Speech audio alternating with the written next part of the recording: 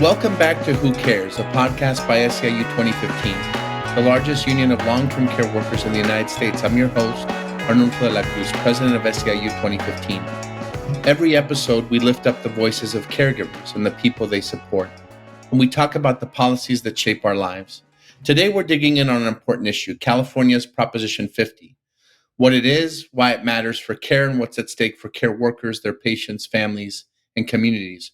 We're joined by two special guests today, SEIU 2015 member leader Bonnie Lopez and our own political director, Hugo Romero. Bonnie and Hugo, thanks for joining us today. Awesome to be here. Before we dive into Proposition 50, we'd like to start Who Cares with the care story, because caregiving is something that's not abstract, right? It deals with people every single day, both recipients and caregivers themselves. It's personal. It's done through the love of a caregiver. And so, Bonnie, we're really glad you can join us. Could you share with us your path to becoming a caregiver? Yes, the reason I became a caregiver is because of my son. He has Down syndrome. When I found out I would be able to take care of him and he could continue living in the home with me, I went and applied to do it. For me, being a care provider is being able to be there for my son as his mother. I am there to provide a motherly love for him, to help him, support him, and have him in the home with me. And that's extremely important to me. Thank you, Miss Bonnie. And there's nothing like the love of a mother for a son. And he's so lucky to have you. You're so lucky to have each other. And really thank you for sharing that powerful story. Hugo, if you have a caregiving story, maybe a time when you provided care for someone or someone close to you was a caregiver. Yeah, thanks, Arnulfo. It was powerful to hear about Bonnie's story. I shared during my interview process the caregiving story that my grandpa received by my grandma. My grandpa growing up was always like the strongest person I knew in terms of providing strength and support and backbone of the family, and always a worker in Mexico.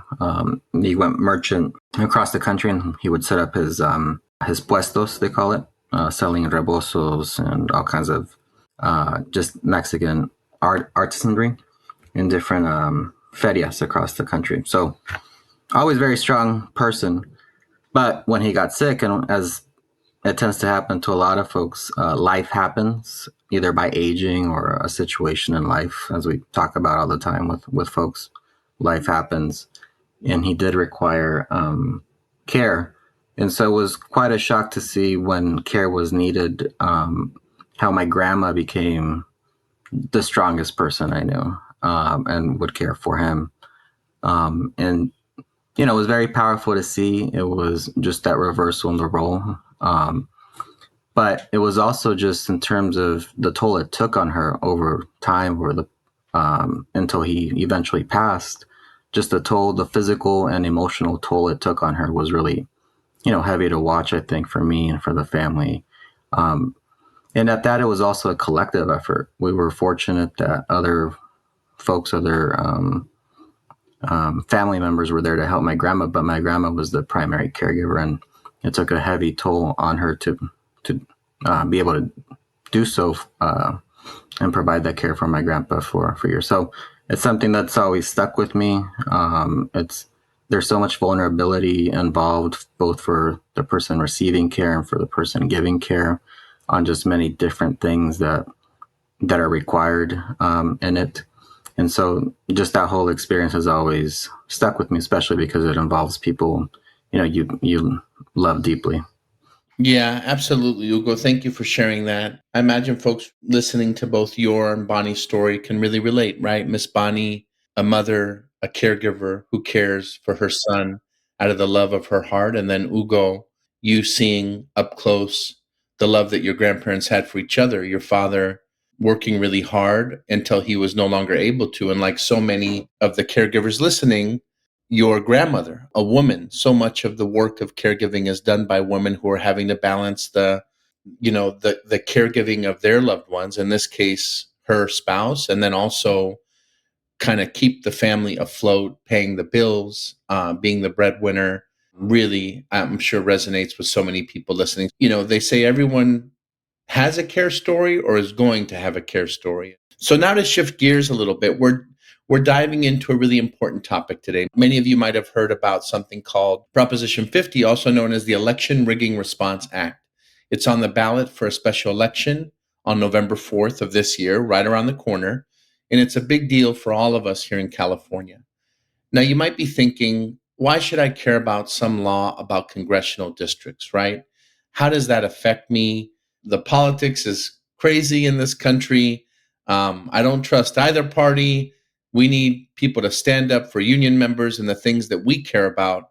And I don't care what party it is as long as someone does it, right? So how does this impact us? And that's a great question. And that's exactly what we're going to talk about. The thing is that's important to mention is that the jobs of caregivers and long-term care workers that many Californians rely on, such as IHSS and also our nursing homes, the vast majority of that funding comes from both our state and the federal government.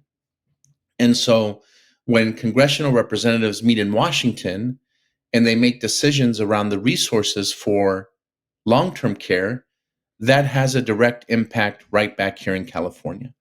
If a significant amount of the money that funds home care and skilled care in California is coming from the taxes that we send to Washington, but those are decisions that are being made by Congress in Washington, then that's why 2015 has always paid very close attention.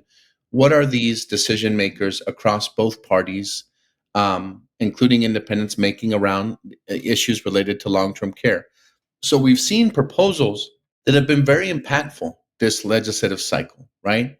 Devastating to long-term care. We saw one that would limit the overtime pay for caregivers, proposals that would impact the safe staffing in our nursing homes, and then also proposals that make big cuts to the money and the resources that Californians need to access long-term care and for also caregivers to take care of their own families and their clients. So these are really, really important decisions that are being made. This is all before we even talk about how the impact of this really aggressive immigration enforcement, how immigrants are being treated, not based on the country that they come from, but more and more likely the color of their skin, whether they have an accent or the language that they speak.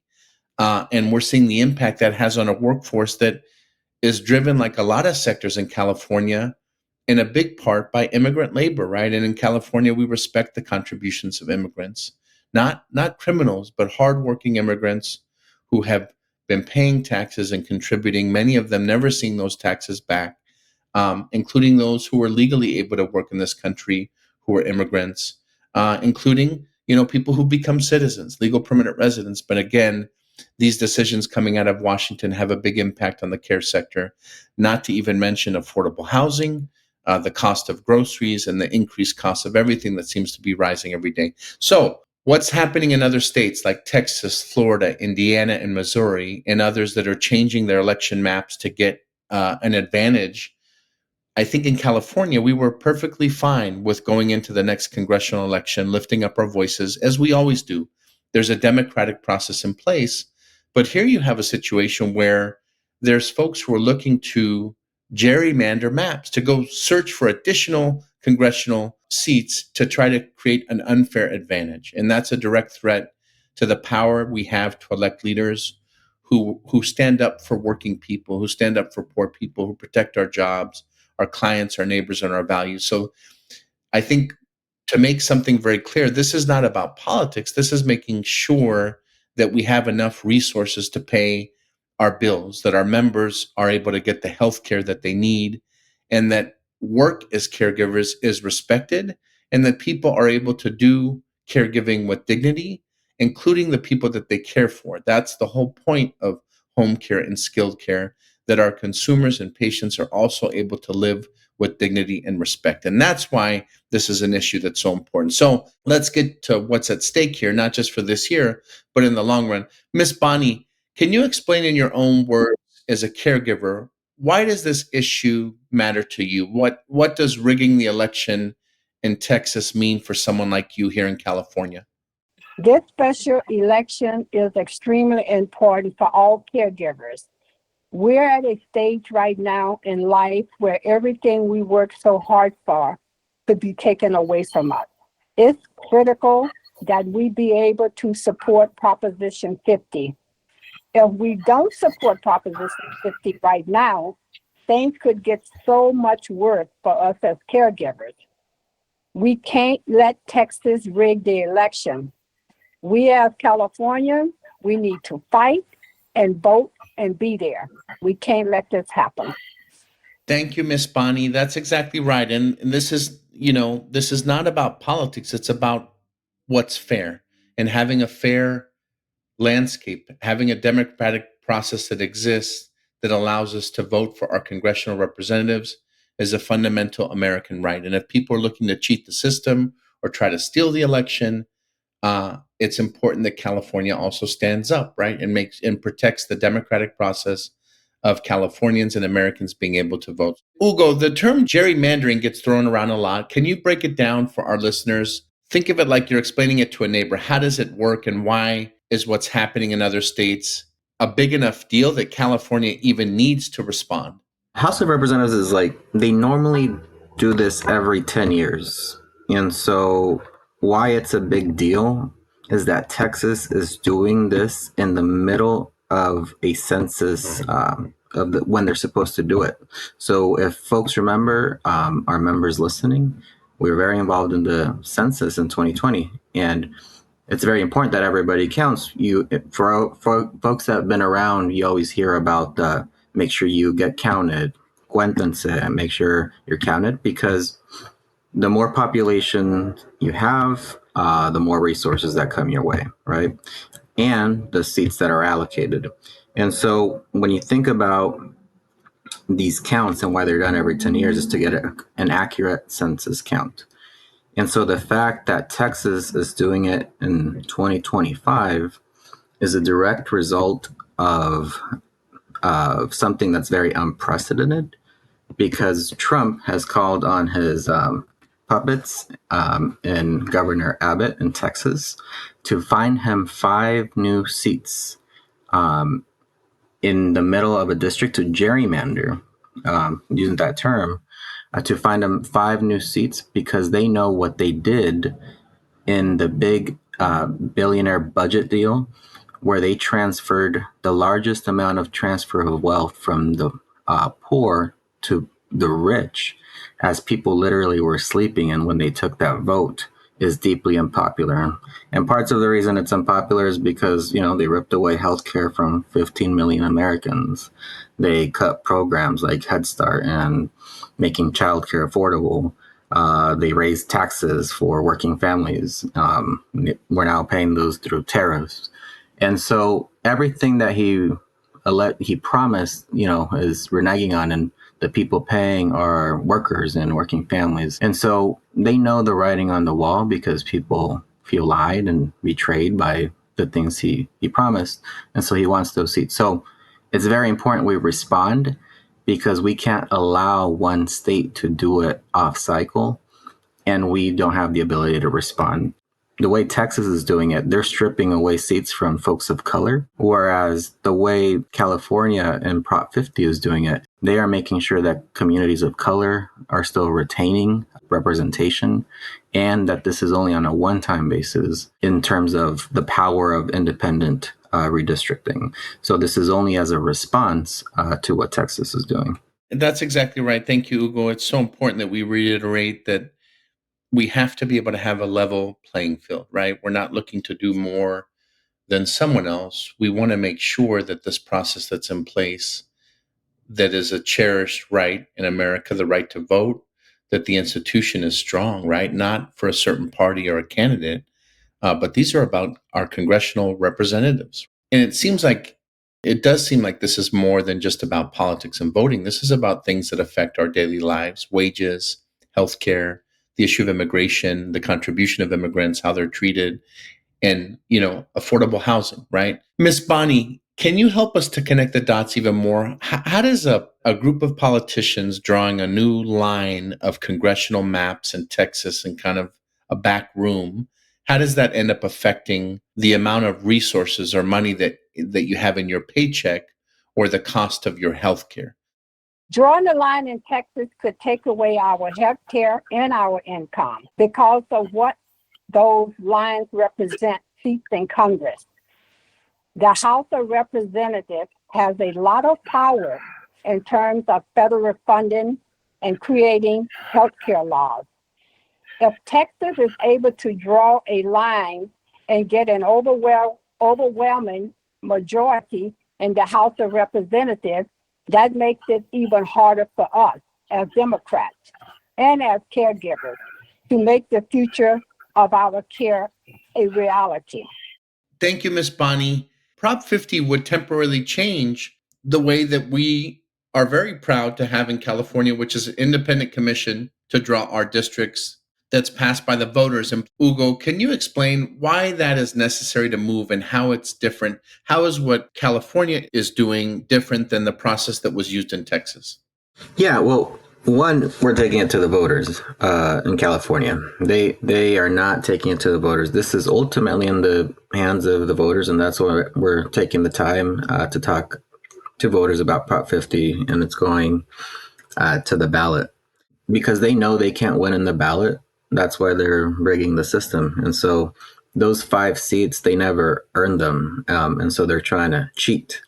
Unlike in California, this is a fully democratic process that's gone before the voters. And what's worse is what they're trying to do with that stolen power. I think there's a very distinct difference between what Texas and Trump want to do with that stolen power and what California intends to do with if it's successful with Prop 50, and that's protect the rights of immigrants. That's push for healthcare, the same healthcare and Medicaid that Trump and billionaires and the Republicans in Congress cut via Medicaid and other forms of healthcare that impacted 15 million Americans. They're also going to continue to push for separating families through ICE raids, through now targeting folks that may speak Spanish or look a certain way. That's what they're really looking to do with that stolen power. And so we are not the same at all in terms of what folks do with success if they're successful in their vision of the future. I think Texas and Trump and Republicans have a very different vision of the future, and Prop 50 and the folks that support it have a very different vision of the future. Similarly, this levels the playing field. I think in 2026, the midterms will be conducted on a level playing field without the unfair advantage that Republicans are seeking, right? I think a lot of folks that were involved in trying to protect Medicaid because they knew what it meant. It literally meant saving lives. It meant giving care. For a lot of those folks, they want accountability. And the best accountability is at the ballot box. Trump and billionaires have never been fond of accountability. And so that's why they're trying to make it unfair. They do not want to be held accountable for the largest transfer of wealth from the poor and working class to billionaires. In California as well, if anything, an affirmation to the commitment to fair redistricting, because it's there and calls on all states to commit on fair and impartial maps. So there is a reaffirmation to that. It's fair and proportional. This is only in response. And it's temporary, as I mentioned earlier. And this only goes until the next census in 2030. And so this was done in a way that still gives voices and representation to communities of color, communities of interest. It wasn't done by stripping power away from communities of color, such as the way Texas did. But, I think a lot of us and a lot of the members and a lot of community members are grounded in the fact that ultimately this is a lot about the issues and about not continuing to give full power in the 3 branches of government to Trump and billionaires, because they're hell bent on continuing to advance their agenda for his full term. And so the way to prevent that is by having that level playing field and taking back one branch of Congress. Thank you so much, Hugo, for that insight. And, another thing I just wanted to make clear too is this is not a fight between California and Texas. I want to say for those folks listening who may have family members, or you lived in Texas, or you're from Texas. I had the honor and privilege of being able to work and live in Texas for several years with union members across the state of Texas. Some of the most wonderful people that you're ever going to meet. Right, strong people, caring. They welcome you with open doors and feed you. Just an incredible group of people in Texas. And so we stand in solidarity with workers in Texas, right? Caregivers. What this is about is a group of elected officials, a small group, not even all of the Texas representatives. It's a very small group of elected officials in Texas that decided to not even take this issue to the voters in Texas, but just to make a decision in a back room. And we know that that's not fair. That's not right. It's not a reflection of the people of Texas. And so California, in doing its part, just wants to make sure that we have a level playing field. So a big shout out to all of our sisters and brothers and siblings in Texas. We stand in solidarity with you and understand this was not something that the Texas voters decided. It was something that was decided in a back room. Yeah, and I think that's right. I mean, to your point, the legislature fought hard and they risked arrest. A lot of Texas legislators, when they flew out, and were very brave in trying to protect their own democracy and integrity of their elections when they flew out. So I think that's an excellent point you raise in terms of a lot of folks bravely risking arrest and fighting till the very last chance they could and taking every measure. Yeah, that's right. I remember that was all over the news. They literally went to another state to try to prevent this backdoor vote from happening. So, Miss Bonnie, a lot of caregivers hear about big political fights and think, what can I, just one person, right? How is my voice going to matter if I'm just one person? And as you all know, we're encouraging our members. We've endorsed Proposition 50. We're voting yes, right? That's the position that we've taken, understanding what's at stake and why this is so important. Ms. Bonnie, what does voting yes on this measure really mean for our power as a union? How does that action make our voices stronger? Voting yes means that as Democrats, we have more of a say in the House of Representatives. It means getting the chance to save Medicare and Medicaid.